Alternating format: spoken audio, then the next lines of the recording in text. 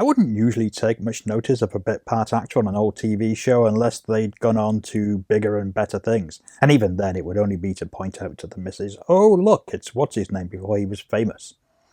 But when I was wading through the Columbo back catalogue, I was struck by the woman playing a receptionist in the episode A Deadly State of Mind. That's the one where George Hamilton hypnotizes his girlfriend into jumping out of her window and plunging several stories to her death. Because this woman was so ludicrously glamorous. I mean, she looked like a model, not a bit part player sat behind her desk, and yet she had such a fleeting part, some 10 seconds or so on screen, that it was hard to imagine that she actually was someone.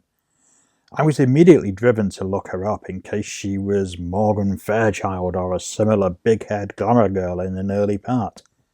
This is the Overlooked Hotel, and this is Looking for Kathy Speirs. The receptionist part was far too brief to be credited in the Columbo episode, but IMDb tells us that she was played by Kathy Speirs.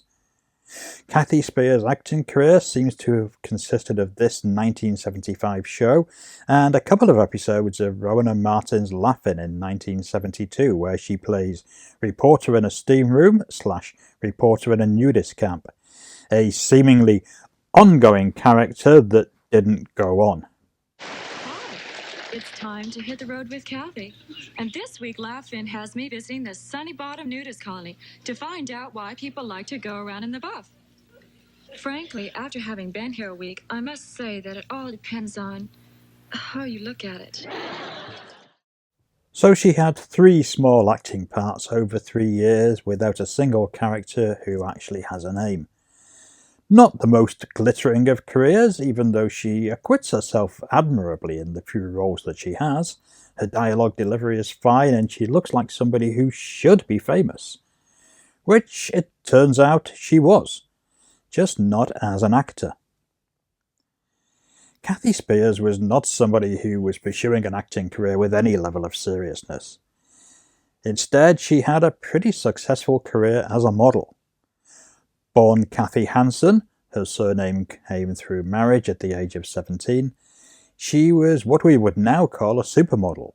Back then just a regular model and cover girl, recognizable but not famous in any real sense. No one would really know her name. She allegedly landed a Cosmopolitan cover shoot on her first day as a model and a TV commercial on her second, and the career continued that way for several years. The Columbo and Laugh-In work came about because the producers simply approached model agency Wilhelmina Models for a pretty girl to be a glorified extra, and she was sent along. As a model, Speirs almost seems to be the 1970s personified. Big hair, smouldering eyes, and a pouting glamour that would be found on cover girls and porn stars alike. She had the sort of uber-sexy and self-assured look that the decade specialised in, and you can see her gazing defiantly out from many a Cosmopolitan cover, as well as other magazines and ads of the era. She's a remarkable, extraordinary presence on those covers, locking you into eye contact. No wonder I was so struck by her. She also made appearances in photo spreads, magazine ads, and TV commercials, most notably as one of many attractive women to appear in the mildly suggestive Noxzema shaving cream ads. A subject worthy of its own video, given that other stars of those ads included Farrah Fawcett, Sybil Shepherd, and Caroline Munro.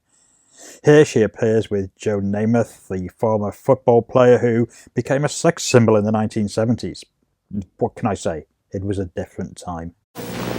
Men, watch Joe Namath get creamed. Let not see my cream your face, so the razor won't. Let not see my cream your face, so the razor don't.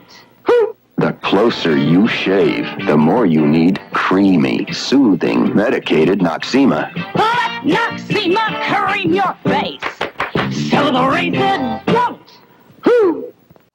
It was also a time before the supermodel, and while Speirs gazed out at the public from numerous magazine covers, she wasn't a celebrity in the way that models would routinely become in later decades. I doubt that many people, even Cosmopolitan readers, knew her name or anything about her. She was anonymous beauty, as mysterious as she was attractive. Perhaps if she'd moved into acting more seriously, she might have become a star, but like many models and actresses of the time, her career was on borrowed time. Not because of a sexist media rejecting women as they got older, but because for many their careers ended with marriage, children, and domesticity. Kathy Speirs was a regular face on the newsstands until the late 1970s when she married and retired. Divorced again by 27, she remarried in 1991 to successful attorney Thomas Puccio, who had been the main prosecutor in the abscam investigation that led to the conviction of several corrupt politicians, and later defended Klaus von Bülow, so he was quite a big deal. She lived in Connecticut with him until his death in 2012. She seems to have lived the life of a glamorous socialite, attending parties and fundraisers with the local elite. And while her days of celebrity were over, she obviously still moved in highfalutin circles. Catherine Puccio, as she was known for most of her life, died in 2020 at the age of 72, leaving behind a huge collection of designer jewellery and clothing that was sold at auction in 2021. Clearly her taste for luxury never left her, and she seems to have been a glamorous figure until the end. More power to her. If you enjoy these dives into lost history, don't forget to subscribe, like, hit the alert bell, and leave us a comment.